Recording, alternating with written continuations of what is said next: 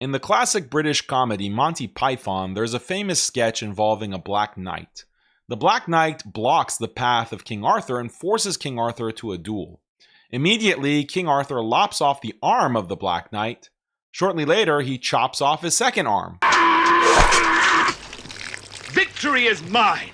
But to King Arthur's utter bewilderment, the Black Knight pretends like nothing has happened. And he keeps trying to fight by jumping around and kicking. Just a flesh wound. At this point, King Arthur is more annoyed than anything, so he chops off the knight's leg. And then, after some more bouncing, he chops off the second leg, leaving the Black Knight a bloody stump on the ground.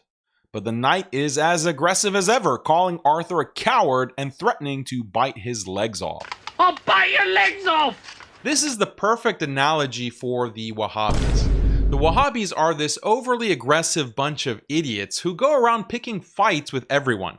They shout and takfir normal Muslims, causing all kinds of fitna. Normal Muslims try to reason with them, and every logical refutation lops off one of their limbs. Yet instead of conceding or even recognizing that they've suffered a mortal blow, they just regurgitate the same talking points, acting as if nothing at all has happened, pretending their position is still intact even as it collapses around them. Like the Black Knight, their arrogance and stubbornness turn them into a kind of absurd parody. All bark, no real substance. A bloody stump of an ideology that keeps thrashing about, threatening to bite the legs off the entire ummah. Take my back and forth with Hindu temple apologist Farid Bahraini. Farid makes a video claiming that I'm a shirk apologist because I refuse to takfir Sheikh Saleh and Ayatollah Khomeini for their doctrines of tasarruf and wilayah takwiniya, respectively. The belief that prophets and pious awliya can exercise control over the universe. I say, well, Farid, you haven't really thought through the implications of all this. If I'm a shirk apologist for not takfiring these people, you're an even bigger shirk apologist for two reasons. First, you're not takfiring your Gulf Arab leaders who are literally building Hindu temples and promoting idol worship in Muslim lands. That seems like a pretty big double standard. Second of all, if you're going to takfir Sheikh Saleh and Khomeini for these doctrines, you'll have to takfir many major Sunni scholars as well. Now, look at how Farid responds. First, he completely ignores the point about Hindu temples. He thinks if he doesn't mention it, we're going to forget. Sorry, Farid, as much as you want us to silently accept Hindu temples being built in the Gulf and the nightmare of idol worship returning to the Arabian Peninsula after 1400 years, we're just not going to keep quiet about it. The second way that Farid responds is by saying there are no Sunni scholars who believe in this doctrine of tasarruf. If they did, he says, they wouldn't be Sunni. They wouldn't even be Muslim. So I replied to Farid and provided detailed evidence of 6 major Sunni scholars who have this doctrine of tasarruf, including Ibn Taymiyyah, Ibn al-Qayyim, Tajuddin al-Subki, Ibn Hajar al-Haytami, Jalaluddin al-Suyuti, and Shihabuddin al-Ramli. How does Farid respond to this? Well, first of all, he completely ignores the quotes from al-Ramli, Ibn Taymiyyah, and Ibn al-Qayyim. That's strange. Why would he pretend like those quotes don't exist? This is a pattern with the Wahhabis. Wahhabis claim to follow the Salaf, Imam Ahmad ibn Hanbal and Ibn Taymiyyah, but at the same time, these same Wahhabis takfir other Muslims for holding the exact same views as these figures. Take Imam Ahmad ibn Hanbal. He said that it's permissible in some situations to request help from jinn, angels, and even the dead via tawassul. Similarly, Ibn Taymiyyah believed that it's permissible to request help from jinn. Wahhabi authorities like Ibn Abdul Wahhab and Bin Baz clearly say that these views are the most blatant shirk and kufr, and that it's necessary to takfir whoever holds these views. But when I point out that Ibn Hanbal and Ibn Taymiyyah also hold these views, suddenly Wahhabis go silent and pretend there's no contradiction. They obviously realize if they were consistent, they would have to accuse Ibn Hanbal and Ibn Taymiyyah of being mushriks and shirk apologists. But they refuse to do this because they know that that will discredit them. So they just act like they're blind, deaf, and dumb. My problem with Wahhabism is this blatant hypocrisy. They condemn many widespread Sunni views as shirk and kufr, and they constantly are demanding that Muslims takfir whoever holds these views. However, they're too dishonest to acknowledge the obvious implications of their approach. If you actually take the Wahhabi takfiri approach, it will lead to takfiring many great scholars, including Ibn Hanbal, Ibn Taymiyyah, and others. When I confront Wahhabis with this major problem, they're too dumb and dishonest to address it, so they simply pretend that it doesn't exist. This is exactly the type of black knight arrogance matched with deliberate ignorance that Wahhabis exemplify. Now, going back to Farid, even though he deliberately ignored how Ibn Taymiyyah and Ibn al-Qayyim believed in tasarruf, he did try to explain the quotes on tasarruf that I provided from Subki, Haytami, and Suyuti. Farid claims that contrary to appearances, these quotes do not actually express support for the doctrine of the Prophet ﷺ exercising control over the universe. Let's take a look at Farid's explanation of these quotes, but before beginning, we should just quickly recap the doctrine of at-tasarruf fil kawn and specifically look at the important quotations that Farid deliberately doesn't want you to see. Sunni scholars unanimously accept that miraculous supernatural acts can be performed by both prophets as well as pious non-prophets who are known as saints or awliya. These include bringing the dead back to life, turning a staff into a snake, splitting the Red Sea, splitting the moon, etc. Supernatural miracles done by the prophets are known as mu'jizat, and those done by awliya are known as karamat. We find this belief affirmed by scholars of the Salaf like Ibn Hanbal, who refer to such awliya as abdal. In his Musnad, he transmits a famous hadith about how there are 40 abdal in Syria who cause rain to fall and cause one army to defeat another. The people of Sham, meaning Palestine and Syria, were mentioned in the presence of Ali ibn Abi Talib while he was in Iraq, and they said, "Curse them, O commander of the faithful." He replied, "No, for I heard the Messenger of Allah ﷺ say, the Abdal will be in Sham, and they are 40 men. Every time one of them dies, Allah replaces him with another. It is through them that rain is given. Through them, victory is granted over enemies, and through them, punishment is averted from the people of Sham." Commenting on this issue, Ibn Taymiyyah says, among the fundamentals of the belief of the people of the Sunnah is belief in the miracles of the awliya, karamat al-awliya, and the supernatural acts which Allah achieves through them. This is true as transmitted about the ancient nations in Surah Kahf and in the other surahs, and it's known of the early men of this nation. From the companions and followers and the rest of the generations of this nation, it is the blessing of having saints and saintly miracles will be with them until the day of resurrection. Note how much emphasis Ibn Taymiyyah is putting on this doctrine. He says it is among the fundamentals of Sunni belief that the awliya do supernatural acts. He says this is known through the Quran, but it's also known from the Salaf after the Prophet ﷺ, and it is something that continues until the day of resurrection. Ibn Taymiyyah's words here are a slap in the face of ignorant materialist Wahhabis who claim that there is no such thing as the supernatural acts of awliya in our day and age. To add to this, the vast majority of Sunni scholars also believe that prophets and awliya can continue to influence the world even after their deaths. These scholars include Ibn Hanbal and Ibn Taymiyyah.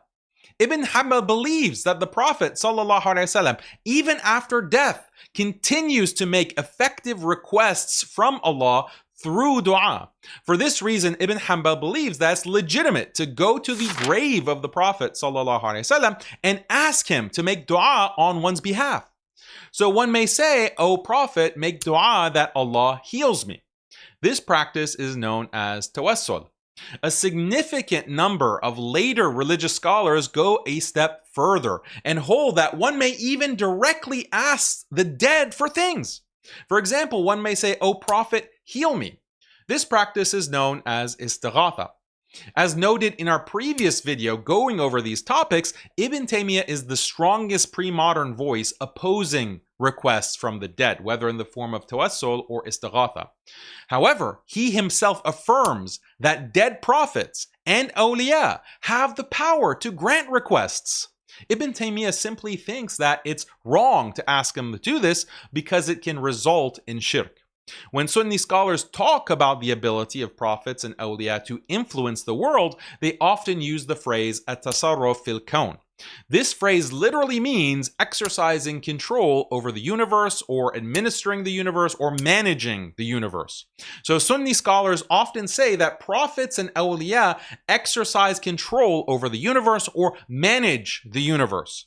However, these scholars tacitly assume that the power of prophets and awliya is not total. So we can say that what the scholars mean is that the prophets and awliya exercise some control over the universe. Prophets and awliya do this through either their God-given powers or their dua, which are usually answered by Allah because they are so close to Allah through their piety. In this way, they can cause it to rain, or they can cause one army to defeat another, as Imam Ahmad mentioned in that narration that he transmitted. The assumption is that ultimately it is Allah who is enabling these things to happen. As noted in our previous video, Ibn Taymiyyah and Ibn al-Qayyim are among the scholars who explicitly use the phrase at-tasarruf fil kawn. Ibn Taymiyyah says, it's mentioned in a report, whoever would be pleased to be the strongest of people, let him put his trust in Allah, meaning tawakkul. According to the soundest opinion, reliance on Allah, just like supplicating Him, according to the soundest opinion on that as well, is a means of obtaining benefits and repelling harms, for it imparts strength to the servant and gives him the ability to exercise some control over the universe. Tasrif al-kawn. For this reason, it predominates among those endowed with spiritual states, whether they adhere to the sacred law or not, and by it they exercise control over the universe and exert influence. يَتَصَرَّفُونَ وَيُؤَثِّرُونَ. Sometimes in a way that accords with the divine command, and sometimes in a way that opposes it. Ibn al-Qayyim says, a soul that is freed from the captivity of the body and its attachments and constraints possesses a level of control over the universe, i.e. tasarruf, power, effectiveness, ambition, and speed in ascending to Allah and clinging to Him that is not found in a lowly soul trapped in the bonds and constraints of the body. Visions have come in multiple, mutually corroborated accounts, tawatur, among people what souls can do after death, actions which they could not perform while connected to their bodies. For example, great armies being defeated by one or two or a small number of souls. How often has the Prophet ﷺ been seen in a dream accompanied by Abu Bakr and Umar with their souls defeating the armies of kufr and oppression, so that despite the large numbers and strength of the enemy forces, they are seen broken and vanquished while the believers are few and weak. Notice that both Ibn Taymiyyah and Ibn al-Qayyim use the term tasarruf in context of exercising some supernatural control over the universe. This is really important because Wahhabis like Farid will lie to their audience and claim that Ibn Taymiyyah and Ibn al-Qayyim don't really believe in tasarruf, when in reality they clearly do believe in the concept and wrote about it explicitly. Look at these comments from Farid's video where they're asking why Farid didn't address the Ibn Taymiyyah and Ibn al-Qayyim quotes I cited in the original video. Farid's excuse is, well, Ibn Taymiyyah and Ibn al-Qayyim are not talking about wilaya takwiniyah. This is pro levels of gaslighting from Farid. Of course they're not talking about wilaya takwiniyah, genius. They're talking about tasarruf, which is the Sunni analog of the Shi'i doctrine of wilaya takwiniyah, as I explained in depth in the original video Farid is responding to. Farid knows that that's my whole argument, but he pretends like it's not relevant so he can conveniently avoid the issue and keep his ignorant audience in the dark. So to recap, the ultimate point here is that the concept of tasarruf is well represented in the Sunni scholarly tradition, and even with some major Hanbali authorities that Wahhabis claim to follow, like Ibn Taymiyyah and Ibn al-Qayyim.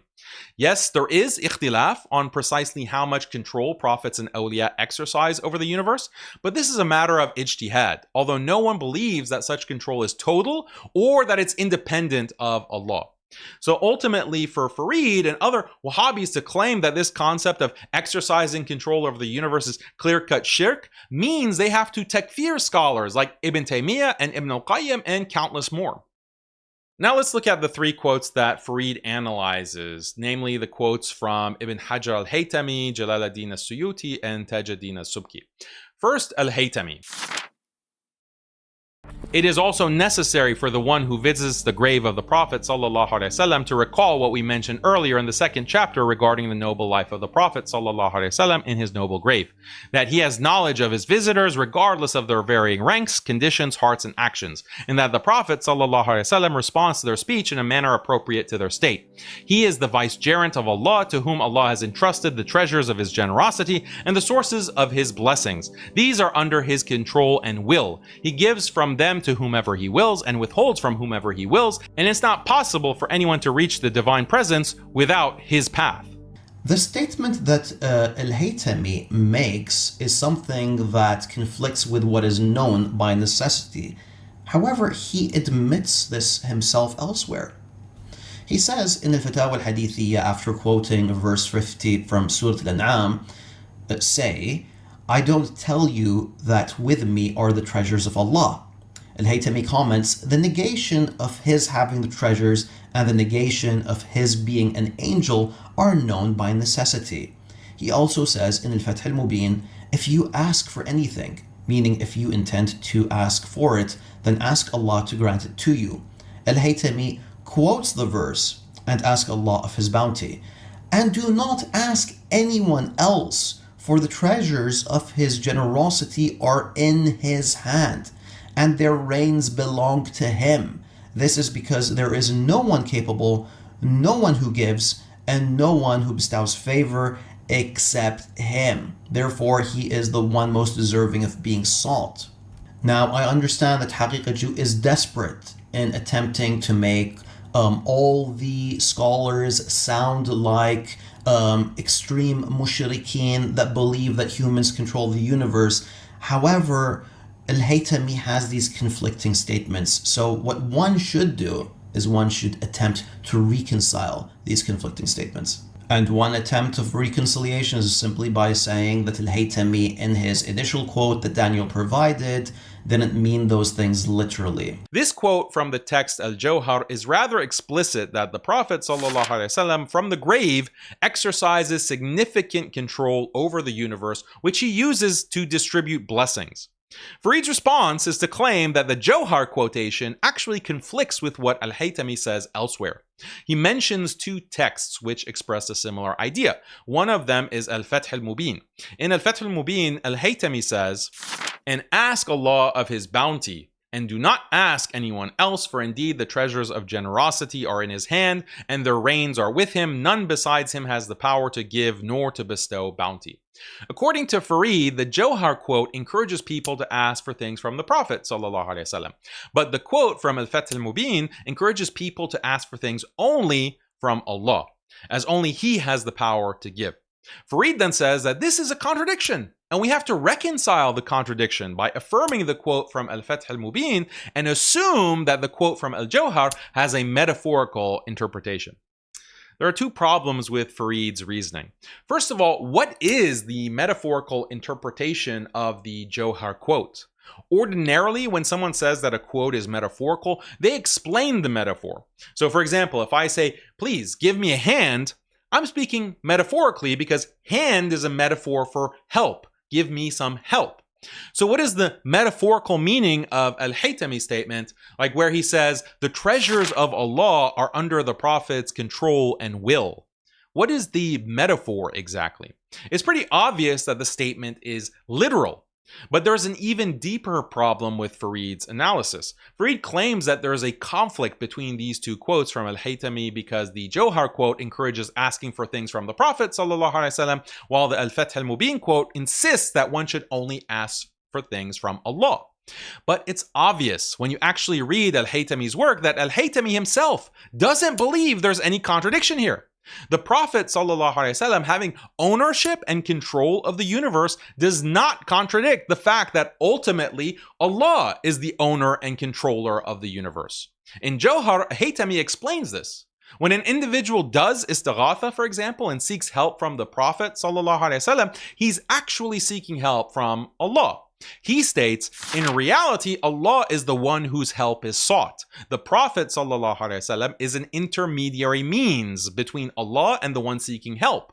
For Allah the Exalted is the one from whom help is sought in terms of creating it and bringing it into being. And the Prophet ﷺ is one from whom help is sought in terms of cause and acquisition. In reality, Haytami's analysis here is based on an earlier analysis given by Taqiyuddin Subki, who says in Shifa Saqam, so Allah the Exalted is the one whose aid is sought, and aid comes from him by the way of creating and bringing forth. And the Prophet ﷺ is one whose aid is sought, and aid comes from him by the way of being an intermediary means and by the way of acquisition.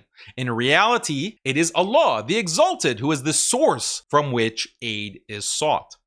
So Haytami believes that in an ultimate sense, only Allah has power, only Allah has control over the universe, and hence only Allah gives help. Nevertheless, in a qualified sense, the Prophet ﷺ or a wali can help as well. For example, suppose someone asks the Prophet ﷺ to cure his illness. The Prophet ﷺ may cure the illness with a God-given power or by requesting that Allah cure the illness via dua. In either case, the illness is ultimately cured by Allah. And if Allah did not will the person to be cured, he would not be cured. We could even take the more simple case of a doctor. When a doctor cures you with surgery, he only does it with power granted to him by Allah. Allah is ultimately the one who cures you. This is why you appreciate the doctor, but you also say Alhamdulillah after a successful surgery, because you know the ultimate outcome is in the hands of Allah alone. Imagine an idiot Wahhabi coming along and saying that if you believe the doctor can heal you, this contradicts belief in Allah's power to heal you. Either you believe the doctor heals you or you believe that Allah heals you. These are two contradictory and irreconcilable beliefs. This is essentially how Farid is interpreting Haytami's statements. But of course, Haytami sees no contradiction. Haytami both encourages people to ask from the Prophet ﷺ and encourages them to ask from Allah, and he doesn't view these two things as being contradictory. And if they're not contradictory, then there's no reason to interpret his statements about the Prophet ﷺ controlling the world as metaphorical. Farid's analysis is completely and utterly wrong because he doesn't even understand what Haytami believes. You want to know the most ironic thing about all this? While Farid is over here bending over backwards to defend Al-Haytami and claiming Al-Haytami is speaking metaphorically, there are plenty of Wahhabi authorities who had no hesitation calling Al-Haytami an extremist grave worshipper. One of the highest authorities in the history of Wahhabism is Sulaiman ibn Sahman. He said, as for Ibn Hajar al-Makki, meaning Al-Haytami, may Allah deal with him with his justice. He was among those who went to extremes regarding the supernatural powers of the pious, meaning the awliya. And he was among those who vilified the imams of the Muslims, those who purified the worship of Allah, the Lord of the worlds, and strove in Allah's cause for Allah's sake against those who departed from the path of the believers. Whoever is in such a state and speaks such words is truly someone who deserves no attention. Ibn Sahman also said, as for what is mentioned about Sheikh Zakaria, Ibn Hajar, and Al-Ramli, these are not among those whose words or disagreements carry weight. Rather, it's apparent that they are among the extremists in exalting graves. Thus, no reliance is to be placed on their statements. So it looks like the Wahhabi authorities agree with my reading of Al-Haytami. Meanwhile, Farid is trying to gaslight you into accepting some bizarre interpretation he just made up out of thin air. If Farid wants to be a consistent Wahhabi, he should agree with Ibn Sahman and condemn Haytami and even takfir him for his belief in tasarruf fil kawn. Now let's look at the Jalaluddin as-Suyuti quote. Prophet Muhammad ﷺ and all the other prophets are alive. Their souls were returned to them after they were taken, and they have been granted permission to emerge from their graves and to exercise control over the upper and lower realms. Daniel, this argument was refuted on the 10th of June, and you completely ignored it. Like, what do you want from me? You want me to copy and paste responses that were made to you that you weren't able to respond to? Abdurrahman refuted you by critiquing your translation of the text. Here's what he said. Daniel sees the word tasarruf here and just immediately translates it as administer, as if that's the most obvious or natural reading of the passage. But from the context, this is nowhere near an explicit statement of cosmic control. In fact, the context makes it reasonably clear he's referring to tasarruf dhati, an individual's own movement or action, like going up, down, appearing, etc. It's not tasarruf fil ghayr, where someone is administering or controlling the universe. As usual, Daniel's too eager to pin shirk on scholars to actually take the time to read a text carefully and grasp what's being said. Abdurrahman's comments make a lot of sense when you look at the context. Suyuti is speaking about tasarruf because the Anbiya were in their graves. Non-prophets don't have tasarruf, they're restricted in their graves. Once again, this quote is rather explicit that prophets, even though they're dead, exercise significant control over the universe, or more specifically, the control is exercised over the upper and lower realms of the universe. Once again, Farid argues that this quote doesn't actually mean what it literally says, so he introduces a random qualification. He says that the quote means that dead prophets simply have the power to move their own bodies, to emerge from the grave, and perhaps to fly around outside of it. Farid's point is that these dead prophets have very limited power, such that they cannot control anything beyond the movements of their own bodies. Thus, they can't make it rain or cause one army to defeat another army, and so on. Farid gets these ideas from Abdurrahman, who asserts that this specific interpretation is reasonably clear from the quote itself. What's funny is that Farid's own fans point out that his interpretation of Suyuti is not plausible. The commenter points out that the Suyuti quote literally mentions al-malakut. So how is that just about the body? Clearly, it's referring to control beyond the body. To be more specific, Farid's analysis is dumb for two basic reasons. First of all, no scholar in all of Islamic history has ever claimed that the miraculous acts of prophets and awliya are limited to moving their bodies around, like being able to fly or something. Quite the contrary, the Quran, Hadith, and statements of the Salaf indicate that prophets and awliya influence the world around them by resurrecting the dead, turning sticks into snakes, controlling the wind, splitting the moon, and on and on. Since no scholar has ever held that the power of prophets is limited to controlling the movement of their own bodies, it's extremely unlikely that this is what Suyuti is actually saying. Furthermore, Suyuti doesn't say that Allah gives dead prophets control over their own bodies. Rather, he states explicitly that Allah gives dead prophets control over the upper and lower realms of the universe. Farid somehow reads upper and lower realms of the universe and concludes, that means their bodies.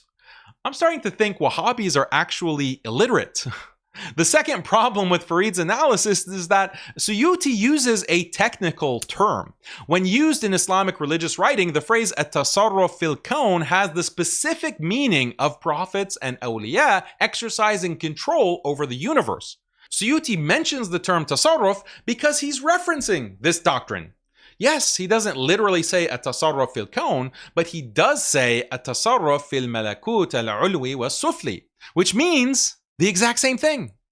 So the question remains, given that Suyuti believes in prophets controlling the universe, is he a Sunni Farid or is he a five-star mushrik? Finally, we reach the third quote from Tajuddin as-Subki. All of existence entirely belongs to Muhammad sallallahu alaihi wasallam, and he exercises control over it as he wills. Okay, so let's get to the context of the actual quote, because this is something that Haqiqatjou completely butchered. The report is about the Prophet, peace be upon him, going to a woman named Ma'bad and asking her if he could milk her sheep. The sheep has no milk, but she allows him to do as he wishes. So he goes to the sheep and makes dua to Allah Ta'ala, as you can see in the quote, and the sheep gives the milk. The scholars then differed. Who owns the milk? Is she the owner of the milk, or are they both the owners of the milk? According to Subki, who responds to other earlier scholars, he says that the Prophet, peace be upon him, owns the milk because in his personal view, the Prophet, peace be upon him, owns everything in existence. Now, when the Subki says that the Prophet, peace be upon him, does what he wills with what he owns, he isn't speaking in a supernatural sense. He means that the Prophet, peace be upon him, can drink the milk, he can give the milk away, he could toss it onto the ground, he could trade it for something else. And the proof of this is in the context, since the Prophet, peace be upon him, doesn't have supernatural control over the sheep, but was only able to milk the sheep through the supplication to Allah. And the second proof is that the discussion revolves around ownership. And so as Subki is saying that the Prophet, peace be upon him, can do whatever he wants with what he owns. And for the fans of Haqiqatjou that are struggling with this concept, here's a simple analogy. You see this coin, I own it. يعني أتصرف به كيف أشاء. These are the same words that Subki is using. I do with this coin whatever I will because I own this coin. Does that mean that I can jump onto this coin and fly to the sun? Does this mean that I could cure cancer with this coin? No, I'm just saying that I can do whatever I like with this coin, meaning I can frame it, I can stick it on the wall, I can trade it, I can toss it, that sort of thing. I can do whatever I like within my physical capabilities. See how different that is from what Haqiqatjou had understood? Haqiqatjou is struggling to understand the basic text, and due to that, he assumed that a Subki was basically claiming that the Prophet, peace be upon him, is a demigod. Finally, we reach the third quote from Tajuddin as-Subki. The quote reads, "All of existence entirely belongs to Muhammad sallallahu alaihi wasallam, and he exercises control over it as he wills." Farid claims that in order to understand this quote, we have to look at the broader context. So let me provide a longer version of the quote, which includes more of this context. The Prophet ﷺ is more entitled to the believers than their own selves, and he does not need permission from anyone. What follows from this, namely the concurrence of multiple owners over one possession, involves no objection, as we've explained in some of our notes. And just as all existence, i.e. the universe, in reality is the property, the milk of Allah, the Exalted, and every owner, meaning Malik, only has what Allah has granted him possession of, so too we say that all of existence, i.e. the universe, is the property of Muhammad sallallahu alaihi wasallam, and he exercises control over it as he wills. يَتَصَرَّفْ فِيهِ كَيْفَ يَشَاءُ. And if he and some other owners were to converge over something, he would be more entitled to it because he's an absolute owner. That's unlike anyone else, for even if a person owns something, he's restricted in certain respects. This passage revolves around particular Arabic terms which are derived from the Arabic verb malaka. Malaka is a verb which has two related meanings. One is to exercise control over something. The other is to own something as a possession or property. It means having a right. The two meanings are related because when we own something as property, we have the right to exercise control over it. For example, if I own this pencil, I have the right to exercise control over it. I can write with it, I can, spin it, or I can give it to someone else. No one can tell me not to do these things with a pencil because it's my right. The term malik is derived from the verb malaka. A malik is an individual who controls things and or owns them as his property. In multiple places, the Quran refers to Allah as a malik. For example, Surah Al-Fatiha, Allah is Maliki Yawmiddin, meaning that Allah is the one who controls what happens on the Day of Judgment.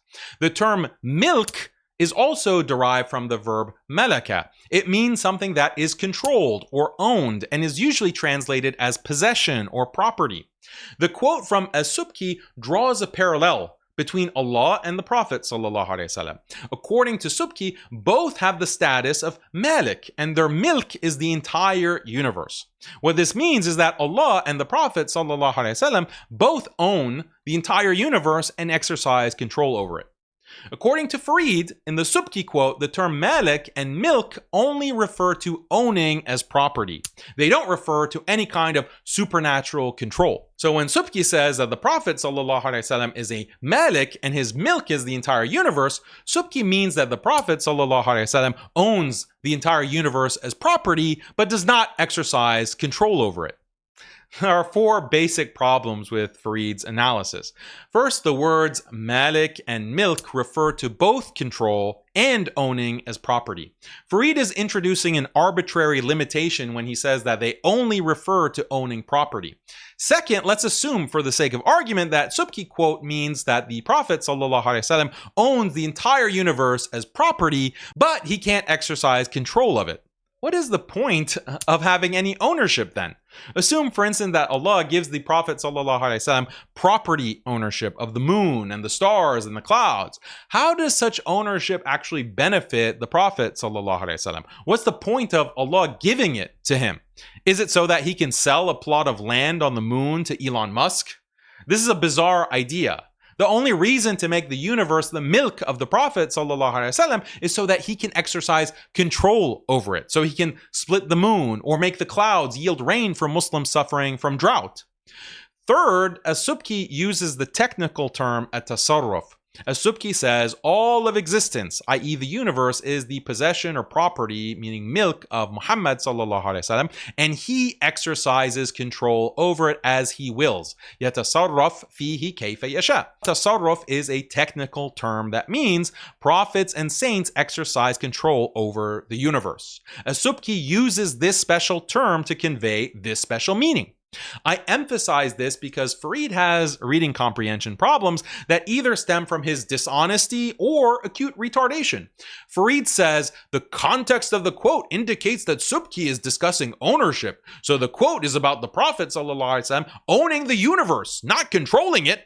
Farid is correct to say that the context of the quote discusses ownership, although more precisely it discusses milk, which simultaneously means ownership and control.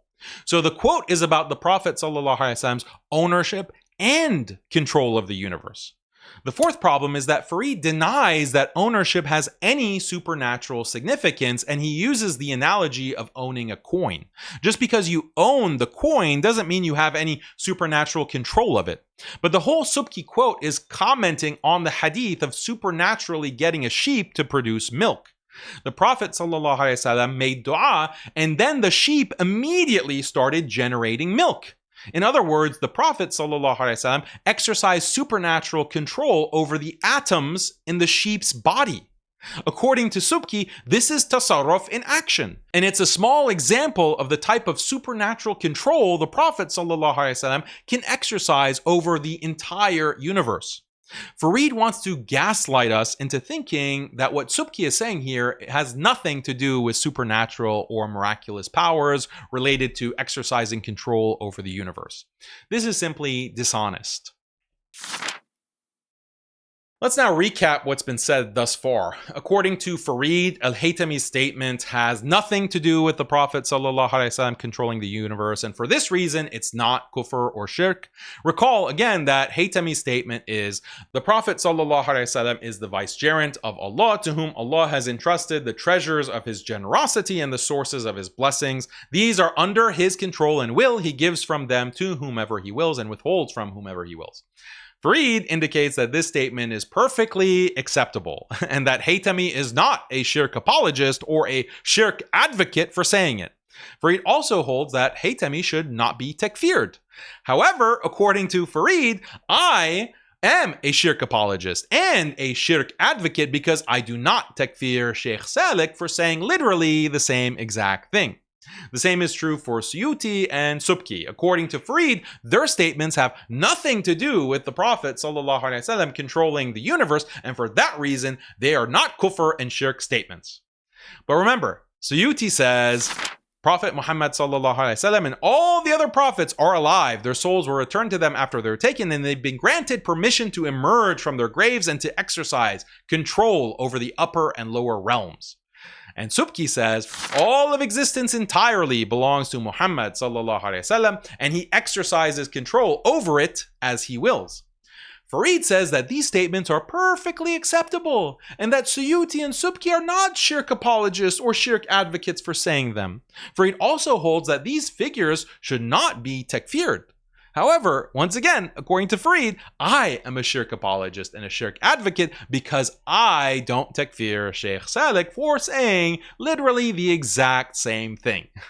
According to Farid, I am undermining shirk because I refuse to takfir Sheikh Saleh and Ayatollah Khomeini, but he is somehow not undermining shirk for refusing to takfir Haytami, Subki, and Suyuti when they're all saying the same exact thing. Does that make any sense? And let me emphasize for the 100th time, the millionth time at this point, that I myself don't even endorse or teach these ideas. All of Farid's attacks on me are based purely on my refusal to takfir particular individuals. For Farid, a proper Orthodox Muslim should refrain from takfiring Haytami, Suyuti, and Subki, but at the same time, that Muslim is obliged to takfir a Sunni like Sheikh Saleh. And to Farid, this matter is as clear as day. It's not a matter of ijtihad on which difference of opinion is allowed. I should note here that in Farid's video, when he talks about his refusal to takfir Haytami, Suyuti, and Subki, he emphasizes the concept of husn al-dhan, having a good supposition or suspicion about people. This means that when interpreting the words of these three scholars, they should be interpreted charitably in a way that does not assume that they're promoting blatant shirk and kufr.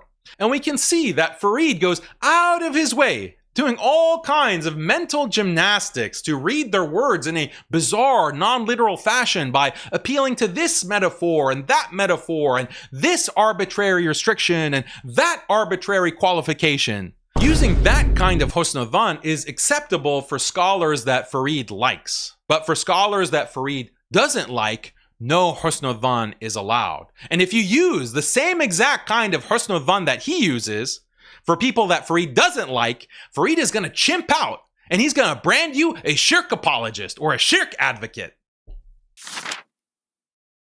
I'll end by saying a bit more about Sheikh Saleh and Khomeini. Contrary to what one may think, I've said virtually nothing about these figures. However, Farid and the network of Wahhabi influencers have combed through hundreds of hours of my content over the past 10 years and have seen that I've made a few short side comments about certain individuals in response to questions from others. The online Wahhabis then clip those comments and they keep posting them hundreds of times and pretend like there's some kind of scandal here or evidence that I'm actually a shirk apologist. So let me say this. If Farid believes in husn al-dhan and believes that one should go out of one's way to interpret the words of others like Haytami, Suyuti, and Subki in a charitable manner, why doesn't he apply this same methodology to Sheikh Saleh or even Khomeini for that matter? When those figures speak about prophets and awliya exercising control over the universe, why doesn't Farid claim that they're merely speaking metaphorically? Or why doesn't he introduce qualifications and restrictions into their speech like he did for the other scholars that he likes? So for example, when Sheikh Saleh says that the Prophet ﷺ engages in tasarruf fil kawn, why does this make him a 5-star mushrik? But when Al-Haytami and Suyuti or even Ibn Taymiyyah and Ibn al-Qayyim use the exact same phrase, that doesn't make them 5-star mushriks. Maybe Farid will say that these figures didn't mean that the Prophet ﷺ literally controls everything in the universe, but merely that he has some limited influence through miracles or dua. Well, why not apply this same framework of interpretation to the statements of Sheikh Saleh or even Khomeini? Like Al-Haytami, Sheikh Saleh actually has many statements where he affirms that the entire universe belongs to Allah and no one can control it other than him. وكلهم يتقلبون في مشيئته. قال المؤلف رحمه الله تعالى كلهم يتقلبون في مشيئته. كل المخلوقات تتقلب في مشيئة الله عدلا وفضلا. فإن كانت الهداية ففضل منه سبحانه جل جلاله، وإن كان الضلال فعدل منه سبحانه جل جلاله لا ظلم ولا يظلم ربك أحدا. Everything happens and everything is bound by and running according to the will that Allah subhanahu wa ta'ala has decreed and willed for them. and his will is accomplished. لا راد لقضائه ولا معقب لحكمه ولا غالب لأمره. يعني أن الله تعالى إذا أراد أن يكون أمرا لا راد لذلك التكوين الإيجاد، ذلك الإيجاد لا راد له. ولا معقب لحكمه، لا معقب لحكم الله تعالى، أي لا أحد يجعله باطلا، معناها يغيره بعد أن يكون. إذا حكم الله تعالى أمرا خلاص انتهى الأمر، لا أحد يرده بعد ذلك. So no one can ward off his decree or put back his command or overpower his affairs. That means that which Allah subhanahu wa ta'ala has willed, no one can change. And no one, once Allah subhanahu wa ta'ala commands, no one can deny the command. And once Allah subhanahu wa ta'ala does, so basically here the will, the command, and the ability of Allah subhanahu wa ta'ala are insurmountable, that no one can stop Allah subhanahu wa ta'ala either in his will, his command, or in the affair itself. نعم آمنا بذلك كله، آمنا بذلك كله. رسول الله صلى الله تعالى عليه وسلم. وكل شيء يجري بمشيئة الله تعالى علمه وقضائه وقدره، غلبت مشيئته المشيئات كلها وغلب قضاء الحيل كلها، يفعل ما يشاء وهو غير ظالم ابدا، تقدس عن كل سوء وحمد عن كل شيء، لا يسمع ما فعل. والله تعالى يستجيب الدعوات ويقضي الحاجات ويملك كل شيء ولا يملكه شيء، ولا غنى عن الله تعالى طرفة عين، ومن استغنى عن الله تعالى طرفة عين فقد كفر وصار من الحين. يعني من استغنى ليس ولا يمكن ان يستغني، ولكن من اعتقد انه يستغني عن الله تعالى طرفة عين أو أقل من ذلك فقد كفر، لأنه ادعى أنه مستقل بشيء دون الله تعالى وصار من أهل الحين والعياذ بالله تعالى. So again, all things occur by the will of Allah subhanahu wa ta'ala, the exalted, his knowledge, his decree, and his providence. His will overpowers all other wills. His decree overpowers all other stratagems. He does whatever he wills. He is never unjust. He will not be questioned about what he does, but they will be questioned. And in the supplication of the living and their acts of charity or benefits for the dead, Allah the Exalted responds to supplication and fulfills needs. He controls all things, and nothing has any control over him. None can be independent of Allah for as much as a blink of an eye. That means or even less than a blink of an eye. Then no one can be independent of Allah subhanahu wa ta'ala at all. He controls all things and nothing has any control over him.